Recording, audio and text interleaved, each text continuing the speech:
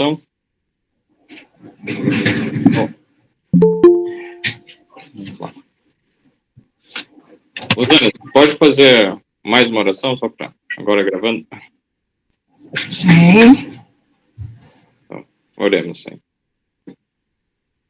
Senhor nosso Deus e nosso Pai que está nos céus, louvado, bendito e engrandecido seja o teu nome, Criador do céu e da terra, nosso mantenedor, nosso Deus, nosso Salvador. Louvado seja pela tua palavra, Senhor, que abre a nossa mente, o nosso entendimento para compreendermos qual seja a perfeita, boa e agradável vontade do Senhor para a nossa vida e nos ensina a andar nesse mundo e nos prepararmos para a eternidade. Obrigado também, Senhor, por essa oportunidade e esse canal que nos ajuda, esse meio que o Senhor usa e utiliza para que o Evangelho vá adiante. Louvado seja o teu nome. Ó Senhor, batiza-nos com teu Espírito e que nós sejamos empoderados da presença do Senhor Jesus no nosso meio, na nossa vida, para iluminar nossa mente e entender a tua palavra e a tua revelação.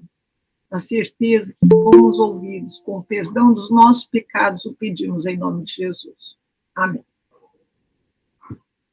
Amém. Amém. Então, queridos, vamos começar agora Eclesiastes, capítulo 11. Estamos nos aproximando do final do livro de Eclesiastes.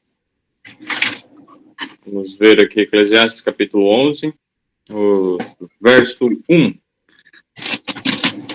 Lança o teu pão sobre as águas, porque depois de muitos dias o acharás. Tem um verso para nós compararmos, Isaías 32, 20. Eliane, se quiser achar para nós, Isaías 32, verso 20. E outra pessoa, Osana, se quiser achar daí para nós, João, capítulo 6. João 6, o quê? Vai achando João 6, que eu já digo. Posso ler? Achei. Verso 48. Então, a Eliane pode ler Isaías 32, 20. Bem-aventurados vós, os que semeais junto a todas as águas, e dais liberdade ao pé do boi e do jumento. Obrigado. Então, olha só, semear em todas as águas. E aí lá nós lemos Eclesiastes 11, 1. Lança o teu pão sobre as águas, porque depois de muitos dias o acharás. Dá uma olhada agora, Osana, o que está escrito em João 6, 48 e 51. Pode ler. 48 e 51. 48 diz, eu sou o pão da vida. E 51, eu sou o pão vivo que desceu do céu. Se alguém dele comer, viverá eternamente. E o pão que eu darei pela vida do mundo é a minha carne. Muito obrigado. Então, o que nós vemos aqui?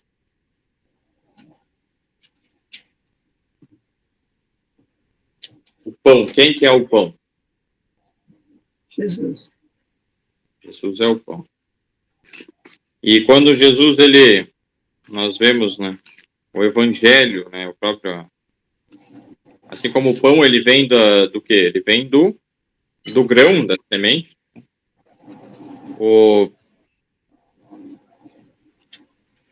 E naquele texto de Isaías nós lemos lança. Teu pão sobre as águas. Em Eclesiastes, né, nós lemos isso, 11:1. E aí Isaías 32 nós lemos lança tua semente sobre todas as águas. E o que significa águas? No caso, é semeais junto a todas as águas. Águas, vamos lá em Apocalipse. Povo, povos, pessoas, na realidade. Apocalipse 17, verso 15. Julita aí, se quiser ler, pode ler.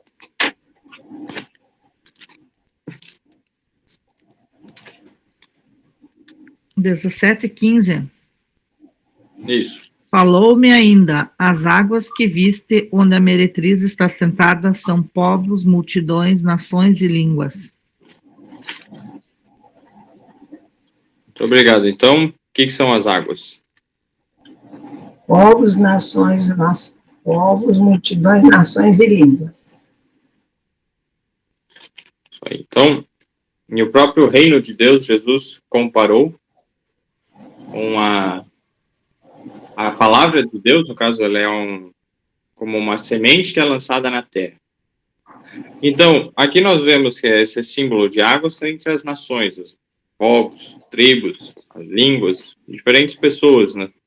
Nacionalidades, envolvendo todo mundo. E devemos semear junto a todas as águas. Então, devemos espalhar a palavra de Deus em todos os locais. E depois de muitos dias nós vamos o quê?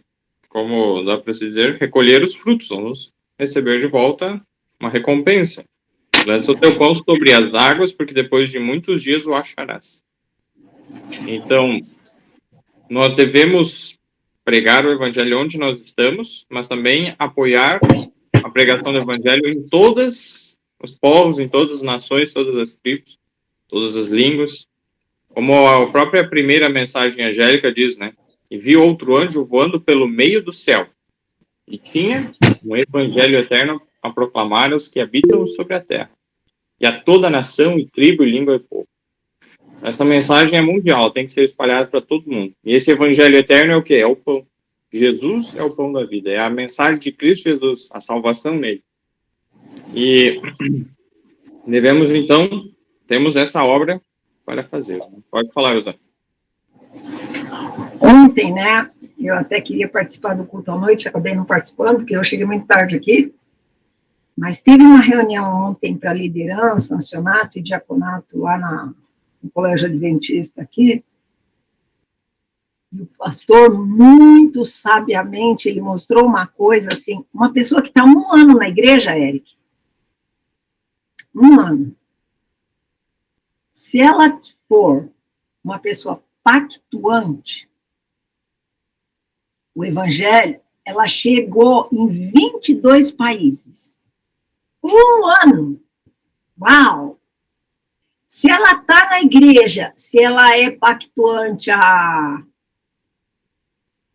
acho que é 5, 10 anos que ele falou, já está em 156 países.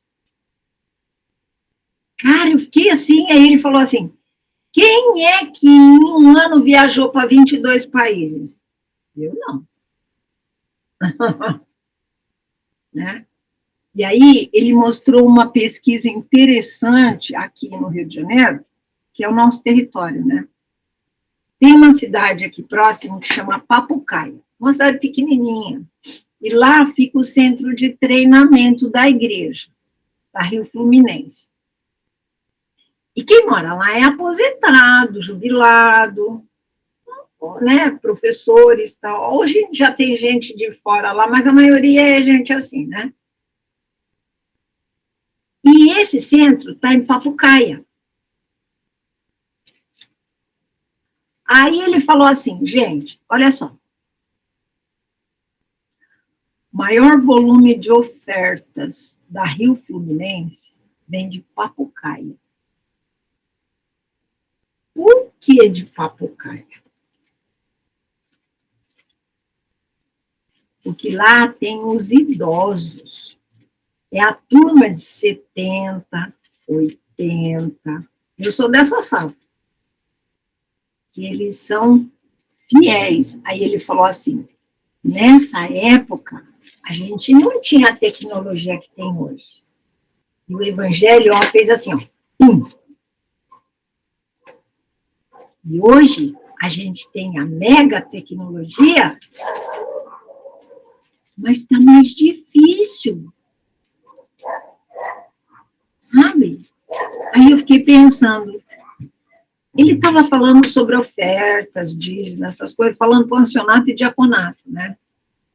A gente, assim, a gente como líder da igreja, para poder orientar, para dividir a oferta, corretamente, não direcionado, para alcançar a janela 1040. O evangelho, ó, vai embora. Mas nem todo mundo tem essa compreensão, mas a palavra de Deus que a gente está vendo, o evangelho precisa ser pregado, mas como que ele vai ser pregado se não há quem leve? Então, a gente fazer as coisas assim, conforme, como a igreja é muito certinha nesse sentido, mostra pra gente fazer as coisas direito, já que eu não vou viajar para 22 países em um ano, né? Vou sim, pela internet, mas fisicamente não, né? Para poder alcançar mais pessoas. Interessante que essa questão de dar um suporte financeiro para as missões, né, como se comentou, por meio das ofertas, dos dízimos, em Mateus 25, quando Jesus contou aquela parábola dos talentos, né, ali do verso 14 até o 30, quando chega aquele servo que, no verso 25, ia atemorizado, escondi na terra o teu talento, eis aqui tens o que é teu. Respondendo, verso 26, Mateus 25, 26. Respondendo, porém, o seu senhor disse-lhe, mau e negligente servo, sabias que ceipo onde não semeei e ajunto onde não espalhei? Devias então ter dado o meu dinheiro aos banqueiros, e quando eu viesse, receberia o meu com os juros. É interessante, então, o que seria entregar esse dinheiro, esse talento, aos banqueiros? Aí no Espírito Profecia ele explica que é você investir exatamente na causa de Deus, naqueles que estão pregando o Evangelho. Esse é o melhor investimento de todos. É o melhor rendimento. Maior que esse não existe. Então é interessante isso, porque às vezes as pessoas vão lá fazer um investimento, nossa, e se ele rende tantos por cento da CDI, ou nossa, ele vende lá, vemos coisas, se for analisar, é bem pouco, ele não rende tanto assim, mas as pessoas ficam, nossa, vão atrás, né, de investir. Aí Deus está dizendo que o melhor investimento é o quê? É investir na pregação do Evangelho, ou seja, nesses missionários, pessoas para levar o Evangelho. Esse é o melhor investimento. Então, se você não está, digamos, pelo menos você fazendo, pelo menos invista, né? Suporte. Aí Deus está dizendo que isso já vai ter um resultado. Então, é como você está rendendo o dinheiro, né, com juros, para depois aumentar o capital. Né? Sim, e a lição de hoje fala, né? Noé investiu tudo que ele tinha. Deus deu 120 anos para ele, para gastar tudo que ele tinha na arca para ganhar a terra. Antes, né, dele começar, ele perdeu tudo que tinha aqui na Terra, construiu a arca, mas depois ele ganhou tudo, ganhou o mundo inteiro, né? Não tinha mais ninguém lá. Então, Eclesiastes 11, agora o verso 2, diz lá, reparte com 7, e ainda até com 8, porque não sabes que mal haverá sobre a terra. Então, Deus está nos dizendo para repartirmos o pão, a palavra de Deus, com várias pessoas, 7, 8, porque não sabes que mal haverá sobre a terra. Então, hoje, enquanto temos a abastança, digamos, fartura de pão, devemos compartilhar. Isso se aplica tanto na parte física, literal, pão físico, que nós precisamos para nos alimentar, o alimento, como o pão espiritual, o pão do céu, Jesus, a palavra de Deus, o Evangelho. Por quê? Se nós temos hoje bastante alimento e nós compartilharmos, Deus está dizendo, ó, para nos orientando, repartir, porque não sabes que mal haverá sobre a terra. Você vai vir um mal, a gente não sabe qual, mas vai vir. Mas se a gente repartir, então Deus está querendo dizer assim, olha, você vai ser sustentado depois. Fica implícita aí uma bênção. Se você hoje repartir, quando aí tiver o mal sobre a terra, você não tiver como obter, você vai ser sustentado. Mas se eu não repartir hoje, também não vou receber depois. Mas, Eric, a lição, esses passos para o reavivamento que você está lendo de manhã, hoje de manhã eu estava até comentando com a Eliane. Agora eu sei o que eu estou fazendo no Rio de Janeiro. Descobri hoje, Antes tarde do que nunca. Aqui para mim é Nínive. Eu queria ir para Jope de Santa Catarina. Deus me mandou para Nínive. Isso aqui é brabo, viu? Isso aqui é brabo. Só aguentar o calor daqui não é fácil, não. Fora as outras coisas de quente que é aqui. Mas para isso, Deus tem me preservado 9 anos e meio já. Amanhã faz 9 anos e meio que eu comecei a quimioterapia, né? Há 9 anos e meio atrás eu estava na sua casa hoje. Sabia? É. Então, Deus tem me preservado para quê? Mas a lição da Paz para o Revivamento fala que se a gente não tiver temperança, a gente não vai conseguir entender o que Deus quer falar. E a gente vai ser egoísta. É verdade, necessário, né? Temperança em todas as coisas. Né? Mas Deus está mais preocupado então, com a mente clara, né? Tem um texto, 1 Timóteo 6, 18 e 19. Quem, a Odete, quer ler para nós? 1 Timóteo, capítulo 6.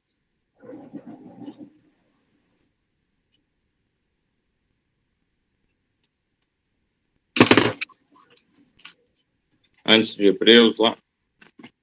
1 Timóteo 6, versos 18 e 19.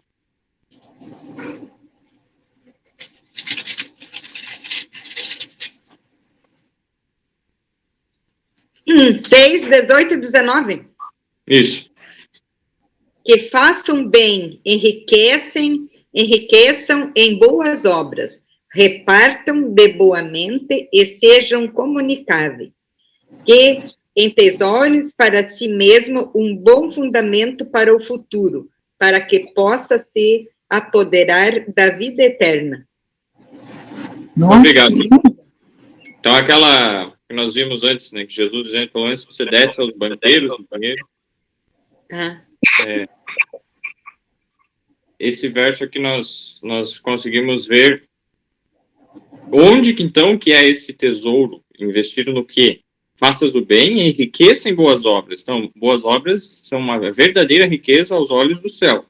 Repartam de boa mente. Reparta o teu pão com 7 e até com 8. E sejam comunicáveis. Interessante, ser comunicável. Que entesourem para si mesmos um bom fundamento para o futuro.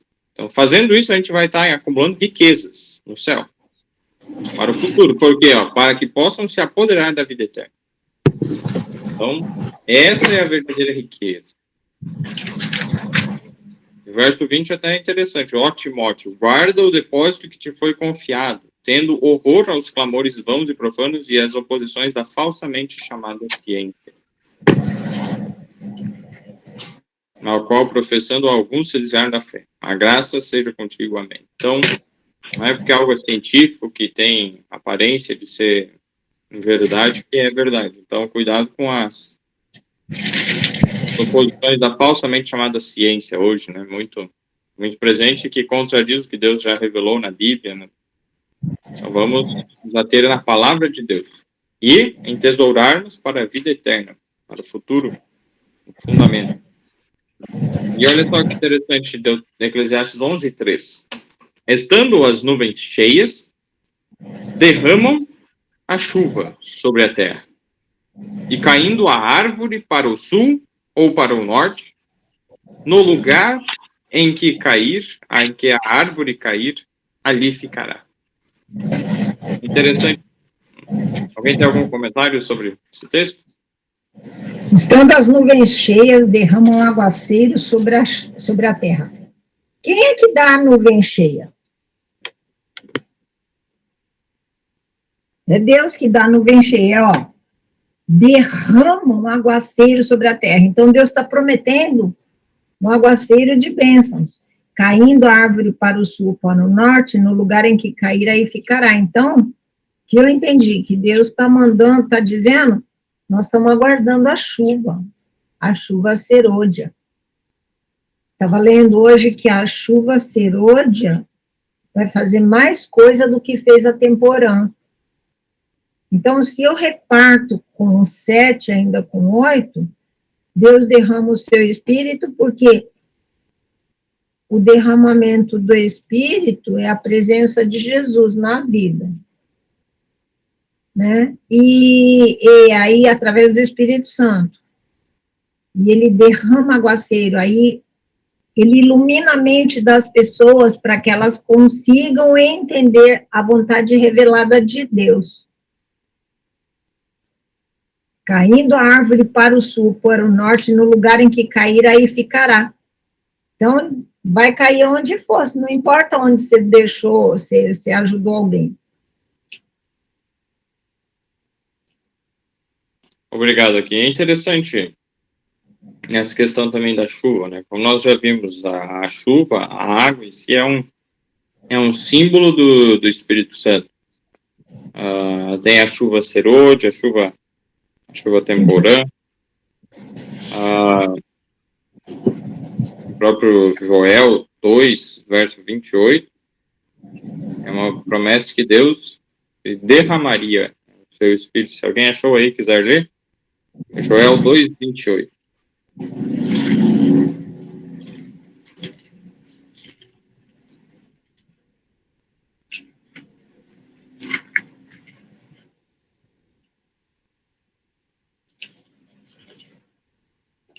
Dois 28? Isso. Pode ler? E acontecerá, depois que derramarei o meu Espírito sobre toda a carne, vossos filhos e vossas filhas profetizarão, vossos velhos sonharão, e vossos jovens terão visões.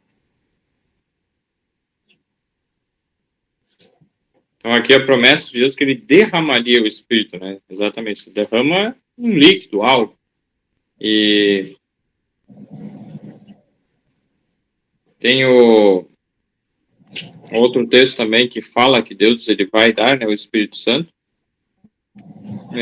Tem vários outros textos, né? Zacarias 12, 10, né? Mas sobre a casa de Davi e sobre os habitantes de Jerusalém derramarei o Espírito de graça e de súplicas. E olharão para mim a quem traspassaram, e prantearão sobre ele, como quem pranteia pelo filho unigênito, e chorarão amargamente por ele, como se chora amargamente pelo primogênito. Então, voltando lá para Eclesiastes, dando as nuvens cheias, derramam a chuva sobre a terra. Quando as nuvens ficam cheias, derramam chuva sobre a terra. Aí fica uma conexão interessante. Se alguém já estudou e prestou atenção assim, especialmente no Espírito de Profecia, que fala a respeito dos anjos, como eles interagem conosco, eles nos guardam de falar palavras erradas, eles nos auxiliam a compreender as Escrituras, eles estão ali ao nosso lado trabalhando. Os anjos, né? Também o Espírito de Deus nos conduz, nos guia, nos ajuda a compreender a palavra de Deus, é o nosso orientador. Então, existe uma associação do trabalho dos anjos com o trabalho do Espírito Santo. E é interessante que na Bíblia, nuvens têm um simbolismo de anjos também. Tenho algumas descrições onde Ezequiel, se não me engano, lá que tem em Salmos, na verdade. Não lembro agora qual salmo, mas que faz o paralelo das nuvens com os anjos. E o próprio Jesus, eis que ele vem com as nuvens todo o verão, né? Até mesmo quando traspassaram. Então, vir com as nuvens é um símbolo dos anjos. Assim como quando Jesus subiu ao céu, ele foi envolto por uma nuvem, aquela nuvem era de anjos. Então, quando a gente começa a ver que é nesse simbolismo de que nuvens são os anjos, porque Jesus vem com as nuvens e os anjos vão vir com ele, é uma multidão inumerável, nós vemos então, estando as nuvens cheias, derramam chuva sobre a terra. A associação, então, dos anjos, o trabalho deles e o fato também deles estarem cheios do Espírito Santo, o Espírito Santo se utilizar deles também para fazer uma obra, e o próprio Espírito Santo estar adiante, É algo a se colocar aí, que existe essa associação, sabe? Mutuidade entre o trabalho do Espírito, o trabalho dos anjos com o Espírito Santo. Então, vamos aqui ver, seguindo ali no verso, né? E estando as nuvens cheias, derramam a chuva sobre a terra. E caindo a árvore para o sul ou para o norte, no lugar em que a árvore cair, ali ficará. O que fica claro aqui? Ele coloca no mesmo contexto de cair a chuva sobre a terra. Árvore. O que nós já vimos? Qual que é o símbolo de árvore? Pessoas. Exatamente, pessoas. Então, uma pessoa,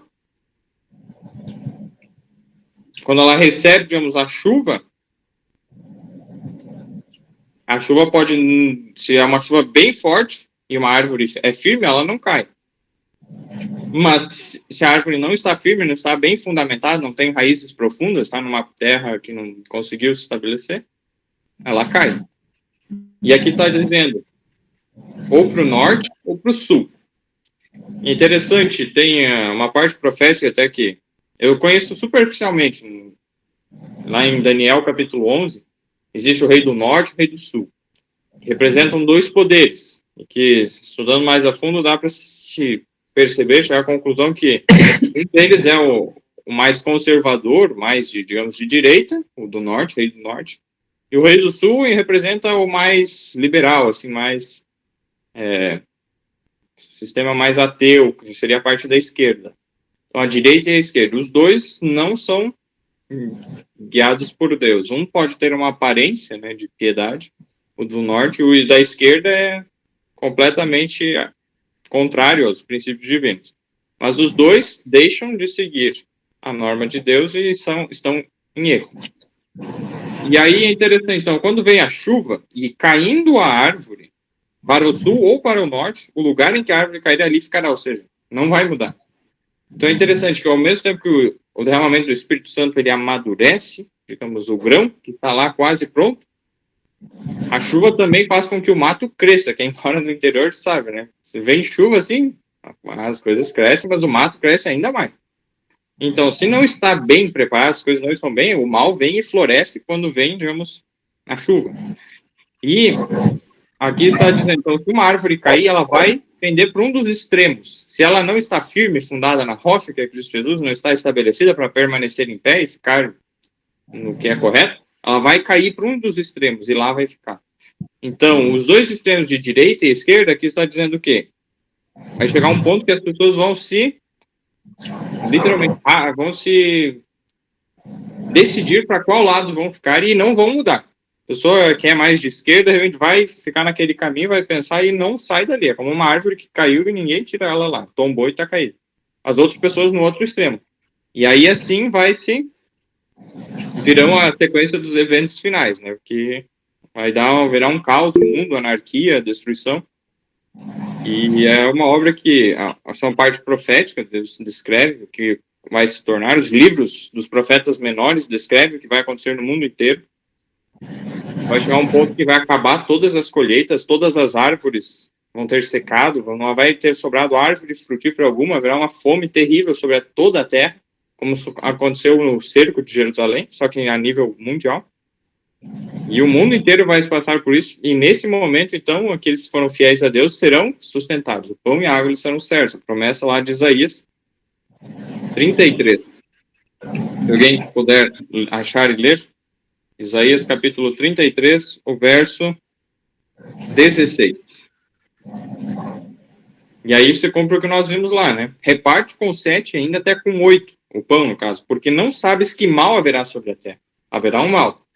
A gente consegue tentar imaginar, mas ninguém consegue descrever quão terrível será. Angústia a qual nunca houve.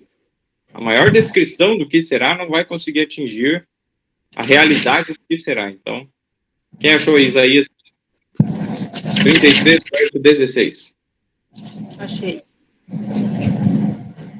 Este habitará nas alturas. As fortalezas das rochas serão seu alto refúgio, e o seu pão lhe será dado. As suas águas serão certas. Obrigado. Então será dado o pão e as águas serão certas. Por quê? Porque ele repartiu com 7, até com 8. Então fica essa conexão. Devemos hoje repartir o pão da vida e Deus nos promete sustentar quando o quê? Faltar o pão a todo o mundo, faltar o alimento. Rosana, que deve falar, pode falar. Interessante que você lê, olha o título dessa capítulo, o procedimento prudente do sábio. Às vezes a gente fica pensando, o tempo de oportunidade para a gente decidir de que lado a gente quer ficar é hoje. Né? E pela sua vida, porque você aprende aqui, e aí a orientação é reparte com 7 ainda com 8, porque não sabes que mal sobrevirá à terra. Então, assim, toda oportunidade que tiver de falar, você não sabe com quem você está falando. E às vezes Deus chama a atenção da gente. Muita coisa que eu achava que estava certa, hoje eu estou aprendendo que não era assim.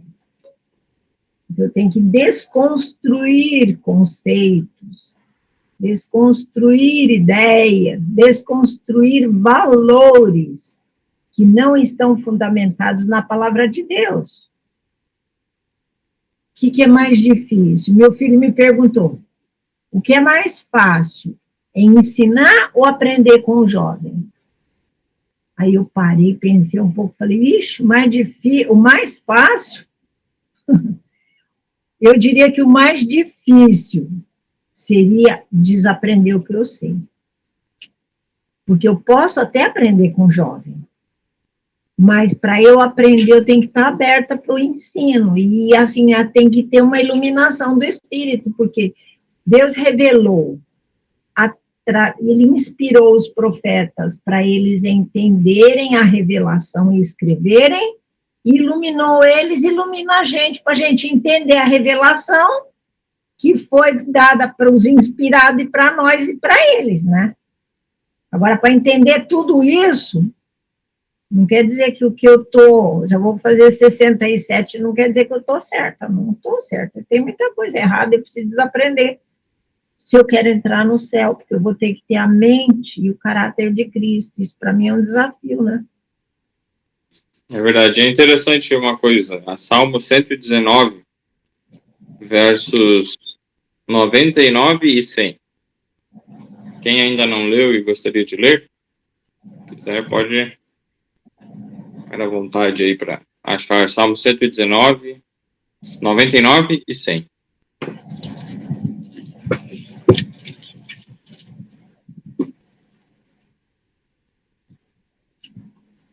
Alguém se prontifica? Qual que é mesmo? Qual que é o texto? 119, 99 e o 100. Tá. Então tá assim, ó. 99 e 100. Fala assim. Compreendo mais do que todos os meus mestres, porque medito em teus testemunhos. Sou mais prudente que todos os idosos, porque guardo os teus preceitos. Obrigado. Então é interessante essa questão, né, dos jovens, dar ouvido ao ensinamento, aprender com o jovem. Naturalmente não é fácil, porque pela própria lógica o jovem sabe menos do que uma pessoa mais idosa, que tem mais experiência. Mas o que ele aqui está dizendo? Qual é a fonte da sabedoria? Se a pessoa está falando algo, que, digamos, eu não sei, um jovem está falando algo que eu não sei, mas que ele aprendeu da fonte da sabedoria, que é Deus, aceite, porque não é ele de si falando. Se estivesse falando de si, aí é estultícia, né? A estultícia, a falta de sabedoria, a ignorância mora no nosso coração. Desde o jovem está grudado, né? Tá? Fixa o coração da criança, a estultícia. Mas a vara da correção a livrará dela. Nós aceitamos a correção de Deus e aprendemos com Deus.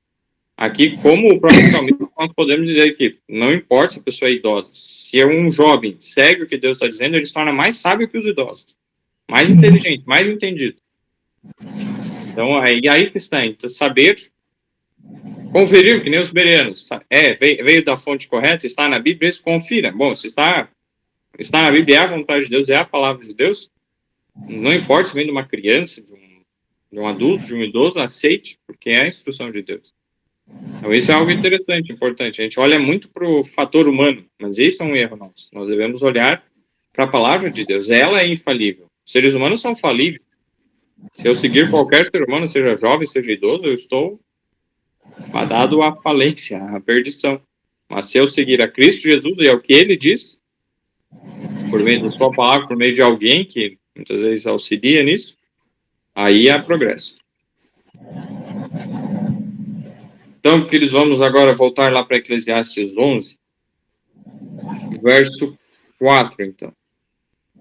Quem observa o vento nunca semeará, e o que olha para as nuvens nunca cegará. Quem observa o vento nunca semeará. O que vocês entendem desse verso? Posso falar? Pode.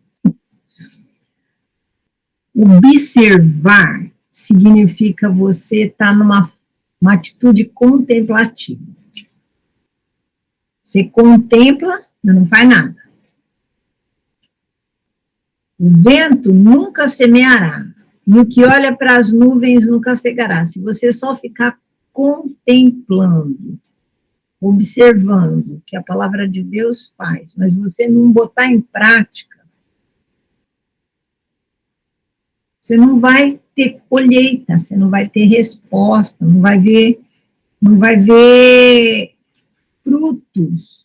Se você fala assim, eu acho que é certo mesmo eu compartilhar a mensagem ou dividir o pão que eu tenho com outras pessoas. Mas simplesmente fazer por fazer, não fizer a coisa da forma correta, que a gente pode fazer as coisas certas do jeito errado, né? E Deus está orientando para fazer a coisa certa do jeito certo, não é só contemplar e ficar observando, não vai ter resultado. Interessante isso. A Maridice, você vai falar? Pode. Bom dia. Esse texto aí, se a gente for fazer uma observação do verso 1, ele começa falando, lança o teu pão sobre as águas. Ali está mostrando uma atitude, né, uma ação. E esse verso que foi acabado de ler, quem somente observa, não acontece nada, sabe, se você simplesmente observar. Tem um texto de Ellen White que fala que aqueles que só oram, vai chegar um momento que vai deixar de orar também. Então, não é só a oração, não é só você falar, você tem que agir. Esse é o momento, nós estamos no momento de agir. Então, quem sou eu? O que eu faço? O que Deus pede de mim? A Bíblia fala que os pensamentos de Deus são maiores do que os nossos pensamentos. Então, se você acha que você está fazendo o melhor agora, peça para Deus sabedoria, porque você vai ver que você pode fazer muitas coisas. Deus não precisa de quantidade, Deus precisa de qualidade. Será que eu, Maredite, eu já me entreguei da forma que eu deveria me entregar? Eu estava vendo vocês falando a questão da prosperidade, a irmã falou sobre os países que tem a janela 1040 e outros lugares que tem para evangelizar. Tem muita, muita, muita coisa para acontecer, sabe? E o que Deus espera de nós nesse momento é justamente sair desse quadro de inércia e irmos para o quadro da ação. Mas como eu não sou capaz? Deus não está perguntando se você é capaz.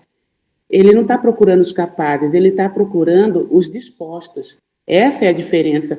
Então, muitos estão só observando. Jesus está voltando. O pregar a mensagem faz parte da preparação para a volta de Cristo. É um apressar da volta dele. E o texto é bem feliz. Quem fica só observando, só vai observar. E Ellen White fala, aquele que só está orando, daqui a pouco vai parar de orar. Então, a gente tem que fazer essa pergunta, será que eu estou dando o meu melhor? Será que eu já me consagrei? O que poderia ser 100%, porque se você for ver o estudo da palavra de Deus, ele fala assim, Amará o teu Deus de toda a tua alma, de todo o teu coração, de toda a tua força. Ou seja, você deve amar a Deus de forma integral, de forma total. E quando a gente começa a amar a Deus de forma total, os meus interesses, eles ficam em segundo plano. E é tão interessante que quando eu coloco os interesses de Deus acima, Deus cuida dos meus interesses. Eu não tenho que me preocupar com isso, ou aquilo outro. Por quê? Porque Deus vai cuidar. E que coisa melhor do que Deus cuidando dos teus interesses? Não existe coisa melhor. Então nós temos que perguntar, fazer esse texto uma análise, né? Que mais eu poderia fazer? Será que eu só sou uma observadora? Será que eu só estou olhando? Não, mas eu faço isso, faço aquilo. Você não poderia fazer mais? Será que já não está no tempo da gente deixar as nossas coisas de lado e cuidar realmente dos interesses de Deus?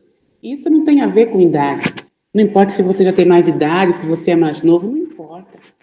O tempo que nós estamos vivendo é o tempo decisivo para nós e para a humanidade. Até quando nós vamos cuidar dos nossos interesses e deixar o interesse de Deus, se der tempo, quando houver tempo, no mês que vem, quando eu me aposentar, quando eu entrar de férias? Até quando nós vamos cuidar dos nossos interesses e deixar o interesse de Deus em segundo plano? Talvez seja isso, né? Nós temos que sair dessa posição de observadores e entrar e deixar que Deus cuide das outras coisas. É isso. É verdade. Rosane, você vai fazer o comentário? Pode. Interessante que a Maria Edith falou, né? Procrastinação, né? Deixa para depois, né? Depois. Ontem eu estava ouvindo a diretora do Ministério da Mulher falando um negócio na igreja que eu fiquei pensando. Ela é muito arrojada, sabe? E ela veio do mundo. E ela não tem muito tempo de igreja, não. Mas ela é uma pessoa muito destemida e arrojada mesmo para falar, sabe? Ela não dá licença, não. E abre a Bíblia, Espírito de Profecia ali. Aí ela estava falando que uma líder de uma igreja pentecostal chamou ela e falou assim, você não quer dar estudo para a minha igreja inteira? Aí ela falou assim, primeiro eu quero dar para você. E eu parei para pensar, olha só onde é que ela foi mexer. Primeiro eu quero dar para você. E ela pediu para a gente orar sobre o assunto, é aqui em Itaboraí. Então, assim, eu confesso que eu não tenho muito jeito para dar estudo bíblico, eu vejo que Deus tem me usado de outras formas. Mas se eu sei quem faz, eu tenho obrigação de encaminhar. Deus tem me usado de outro jeito. Ele me usa na área da saúde, me preservou para isso, tem me preservado para isso. Mas, assim, abrir com essa facilidade que o Eric tem, de abrir a palavra, eu não tenho essa facilidade. Eu escrevo, algumas passagens eu guardo, outras não.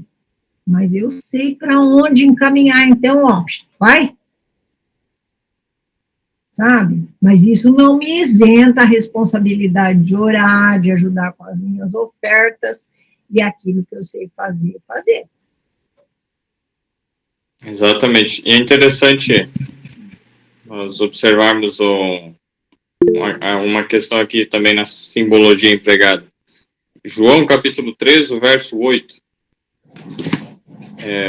Quem quiser fazer o comentário, pode fazer também, se quiser ler o texto. Também. Eu só ia comentar o que a dona Rosana falou ali, a respeito à facilidade que o Eric tem para abrir a palavra, ler e explicar e tal. Deus dá determinados dons para um, para outro, que podem não ser exatamente os mesmos, né? Como, por exemplo, um tem o dom de falar, o outro tem o dom de cantar, o outro tem o dom de tocar enfim, eu estou na luta até agora com o piano, porque até então subiu todos os preços e eu não consegui pagar, mas estou na luta para me formar no piano. Mas vejo assim que tem bastante exercícios bastante difíceis. E eu vejo gente assim que são colegas meus que se entopem de porcarias, né, como bebidas e cigarro e tudo mais, e eles têm uma facilidade para pegar as coisas e eu nem tanto, né? E não consumo as mesmas besteiras que eles. Então eu fico muitas vezes indignada com isso. Mas talvez seja isso mesmo, o dom que eles têm. Talvez eu não tenha, mas vivo suplicando a Deus para que me dê o dom para que eu possa dominar o instrumento, né? Então, seria isso. Interessante, ó. Obrigado. E Deus deu diferentes dons, né? As diferentes pessoas e quer que usemos o que Ele nos deu, né? Maredite, se quiser. Vou pedir então para a Glaucia abrir o texto de João 3:8 para depois ler. Pode falar, Maredite. Eric, eu não posso viajar, Qual que é, João? João 3:8. Olha só. 3:8. A respeito disso, Deus deu um dom para cada um. A questão é que aquilo que Deus me deu, eu devo usar para o ministério, fazer do meu dom meu ministério. Então, se um sabe dar estudo bíblico, que seja esse o ministério. Se o outro sabe tocar, cantar, aquilo que Deus te deu. E é interessante que quando você passa a usar aquilo que Deus te deu, Ele te capacita com outros dons, porque aí você vai estar sendo um servo bom e fiel. Se eu tenho o dom de cantar e eu não tenho o dom de cantar, Amém.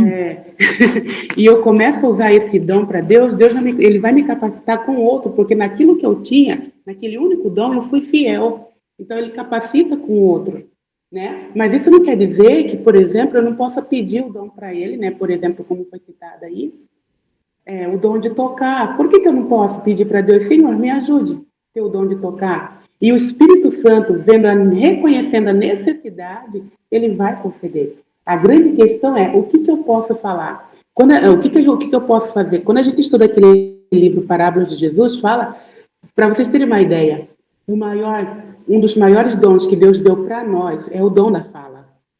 Então, Ele não fala assim que todo mundo tem que cantar, embora eu tenha que educar minha voz. Eu reconheço que eu não tenho o dom da fala, o dom de cantar. Entendeu? Mas eu tenho o dom de falar. Então, isso pode ser, eu posso orar, eu posso aconselhar, eu posso dar estudo bíblico, eu posso ler a palavra de Deus para aqueles que não sabem ler. Isso só com a fala. Imagine, sabe? Então, se eu não sei tocar, se eu não sei dar estudo bíblico, eu sei falar. Então, nós já temos esse dom. Então, é aquilo que você tem. Use para Deus. E Deus, vendo a tua fidelidade naquilo, se for da vontade dele, Ele vai te acrescentar outros dons também. Amém. Eu estou com o texto pronto aqui, posso ler? Pode ler. O vento sopra onde quer. Você o escuta, mas não pode dizer de onde vem, nem para onde vai. Assim acontece com todos os nascidos do Espírito. Obrigado. Então, o que nós vemos aqui? Só para nós compreendermos um pouco desse texto aqui. O vento, então, um dos simbolismos dele é o Espírito Santo. Que o vento, a maneira do Espírito Santo agir é como o vento. Você não entende. Você escuta a voz, mas você não sabe dizer da onde, para onde, qual que é a intenção do vento, qual a intenção do Espírito, como é que ele vai fazer as coisas. É algo muito complexo para nós não conseguimos entender. E aí, quando a gente compara isso lá, quem observa o vento nunca semeará. Se a gente fica olhando, tentando primeiro entender o que vai acontecer, para daí, digamos, fazer, se eu sei que o vento vai estar por aqui, então tem uma probabilidade maior agora, e sim que eu vou então semear, esperando aquele momento favorável em que as dificuldades sejam afastadas, eu nunca vou fazer. Então nós devemos, em vez de ficar esperando ou que nem os outros falaram, deixar que os outros façam, o Espírito Santo vai fazer a obra, então ele vai fazer, o que eu tenho a ver com isso, né? E acaba não se envolvendo, esse é o erro. Que nós então devemos fazer o quê? Em vez de ficar tentando entender o vento, em vez de ficar tentando observar, só ficar observando o vento, deixe ser movido pelo vento. Se o vento está ali, deixa que nem ser guiado pelo vento. Assim é todo aquele que é nascido. Então, quem é nascido do Espírito, você vai agir muitas vezes, vai andar, fazer coisas que você nem imaginava, que você não entende o porquê que você está fazendo aquilo. Como Maria Madalena, ela não entendeu o porquê que ela quebrou aquele vaso lá de nardo puro, de alabastro, nos pés de Jesus. Mas o Espírito Santo moveu ela para isso. E ela ainda recebeu xingamentos e acusações, e ela ficou, será que eu fiz errado? Ela não tinha entendimento, mas Jesus viu e louvou ela e disse que para onde o evangelho fosse pregado, durante todo o mundo, por todo mundo, né, durante todos os tempos, seria contada essa história. Então, olha, é exatamente isso que Deus nos pede. Em vez de, como foi comentado até agora, em vez de ficar observando, só esperando que os outros façam, ou que o Espírito Santo faça a obra, faça você a obra. Vá, e aí deixe ser usado por Deus, pelo Espírito Santo. E outro detalhe também, quem observa o vento nunca semeia. Ao mesmo tempo que a maneira de Deus agir, do Espírito Santo agir, é como o vento, assim também o vento, na profecia, tem um outro símbolo, né? Os 4 ventos da terra que estão sendo contidos são o quê? Guerras, revoluções, disputas, assim. E todas essas calamidades, né, que virão sobre a terra, que também tem como simbolismo o vento, mas um vento impetuoso que vem e destrói tudo, né? Pode até ter uma aparência, né, na verdade, é também movido por um espírito, mas não o Espírito de Deus. Então, essas dificuldades, as guerras, as coisas, se nós ficarmos observando também isso, quando passar a dificuldade, aí sim eu vou fazer, também não vamos acabar semeando, a gente nunca vai semear. Quem observa o vento nunca semeará. Então, se você, tanto de um lado como do outro, você fica só ali, como foi falado, o espectador, olhando, esperando que algo aconteça para daí agir, não vai fazer nunca. E o que olha para as nuvens nunca chegará. Aquele que fica olhando lá, quando é que vai chegar aquele momento certo, para que não tiver chuva, digamos que o tempo tá bom, se ficar olhando, se tem nuvem, não tá chovendo ainda, mas tem nuvem, pode ser que chova, então eu não vou me envolver aqui no trabalho, porque olha a dificuldade pode aparecer. Cuidado, né? E também na questão simbólica, né, de nuvens como anjos, e o que olha para as nuvens nunca chegará. Se nós também ficamos pensando que os anjos, né, que têm um trabalho, eles vão estar ativos, né, na pregação do evangelho no fim dos tempos, é profético isso, eles vão se envolver mais, vão ter mais participação, mas se eu não me envolver, eu não vou ter uma colheita, nunca chegará. Então devemos cooperar e trabalhar junto com os anjos, com o Espírito Santo, e não pensar que não, eles vão fazer a obra. Não, isso é um erro. E Eric, falando sobre isso, eu já tenho que sair agora com o pessoal aqui do trabalho. Eu acho que um dos grandes problemas nossos é que nós queremos estar prontos, estar completamente prontos para fazer o trabalho. Isso não vai acontecer. Deus vai trabalhando, vai aperfeiçoando durante o caminho. Se o povo de Israel tivesse esperado o mar se abrir, eles não teriam ido. Eles tiveram que pôr o pé na água enquanto o mar estava fechando, né? Estava fechado. Então, tem gente que, infelizmente, eles estão esperando ficar 100% pronto para começar a trabalhar. E ficam só olhando. Não, um dia eu vou aprender a pregar. Um dia eu vou aprender a cantar. Um dia eu vou aprender a dar estudo bíblico. E vai ser difícil isso acontecer. Então, do jeito que nós estamos e pela urgência do tempo que nós estamos vivendo, Deus vai nos trabalhar, Deus vai nos aperfeiçoar durante o caminhar. Agora, o que eu sei fazer? Eu sei falar.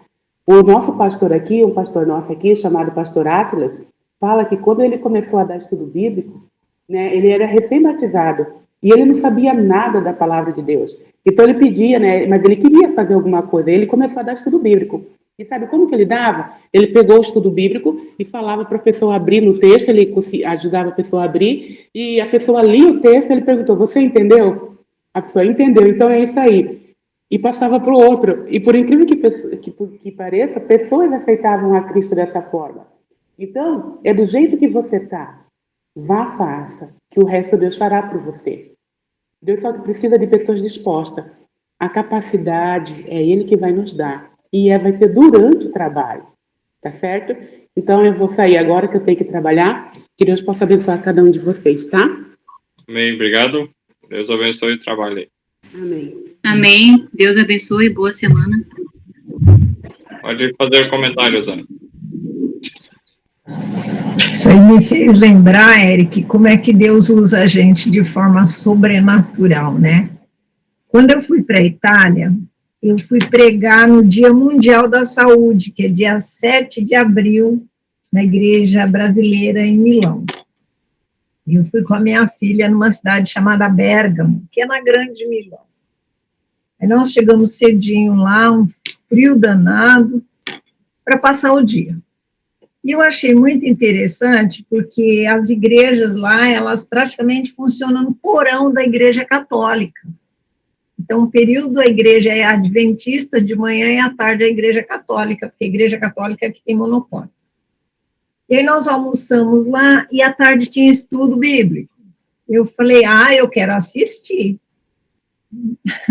Neném ouvindo a língua, não sabe muito, alguma coisa não estava tão difícil assim de compreender, porque é parecido, mas para falar é complicado. Ainda falar com o sotaque é mais complicado ainda. Mas aconteceu uma coisa interessante, que agora, você falando, me chamou a atenção. Na hora do almoço, tinha uma senhora lá, e eu peguei, estava sentada na mesa, tinha a minha filha brasileira, a tesoureira da igreja brasileira, eu brasileira, e o resto tudo italiano.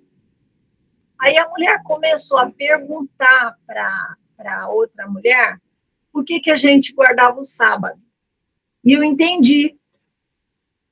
Aí eu pedi licença e comecei a explicar que Deus tinha um propósito, que Deus fez o mundo em 6 dias, enfim, fui explicando.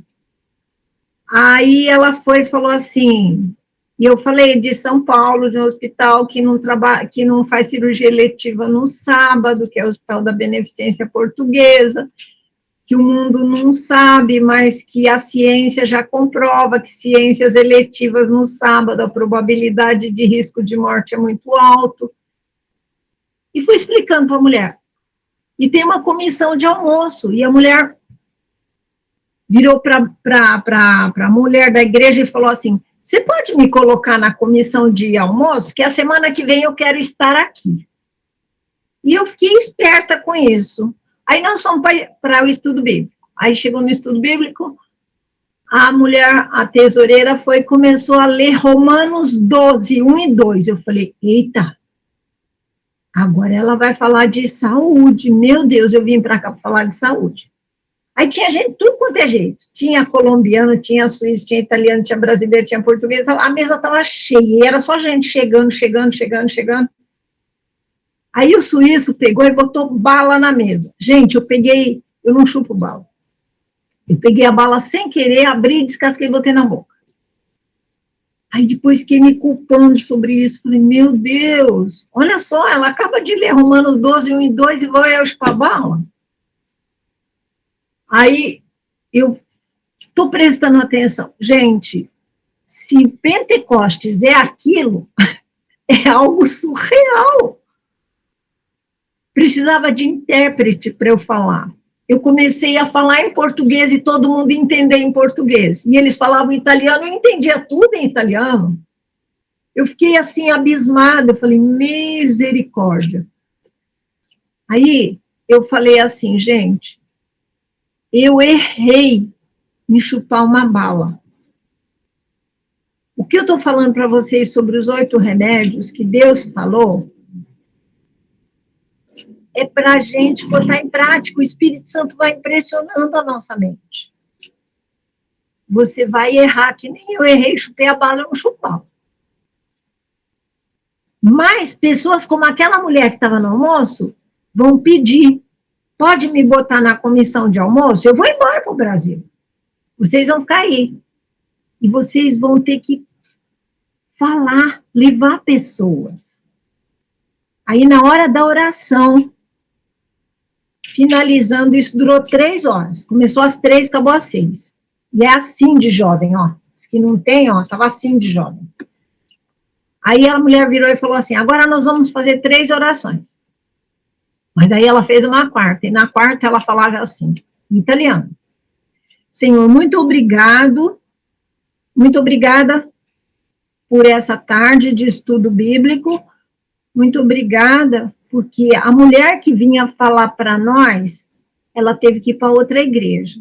Mas o Senhor me botou aqui e eu não sabia o que falar. Mas o Senhor mandou essa mulher lá do Brasil para falar para nós o que nós precisamos ouvir. Aí eu fiquei assim, falei, gente, que comissão Eu nunca imaginei que eu ia entender todo o italiano e eles iam entender todo o português. Se for necessário, Deus faz até isso. Amém. Deus seja louvado aí pela.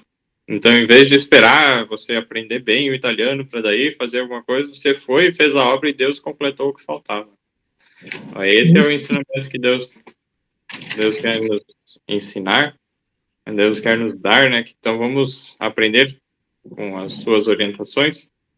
Então, queridos, por hoje são esses os versos, Eclesiastes 11, 1 a 4, cada vez aprofundando mais, né? E graças a Deus por isso. Vamos então orar para encerrarmos o estudo. Oremos. Senhor Deus e Pai, muito obrigado pela oportunidade de aprendermos, de vermos a necessidade que temos de compartilhar o pão da vida, o Evangelho eterno, Cristo Jesus, a Tua palavra para as outras pessoas. Ajuda-nos a fazer isso com o máximo de pessoas que pudermos, 7, 8, cada momento, Senhor. Aproveitemos os momentos, não deixemos desperdiçar as oportunidades, e que não esperemos as dificuldades passarem ou estarmos completamente capacitados para fazer, mas que venhamos a nos não ser somente observadores, mas já iniciar o trabalho a fazer o que tu queres, a semear, a colher, e assim tu vai nos aperfeiçoando enquanto estamos ativos, cooperando com o Santo Espírito, com os santos anjos. Ajuda-nos, Pai, a perceber a tua ação e a cooperar com esses elementos celestiais, em nome de Jesus. Amém. O Espírito Santo esteja conduzindo a cada um nessa semana. Um abraço a todos. Amém, para você também. Amém. Tchau. Um abraço. Feliz semana, gente. Feliz semana. Abençoada semana. Tchau, tchau.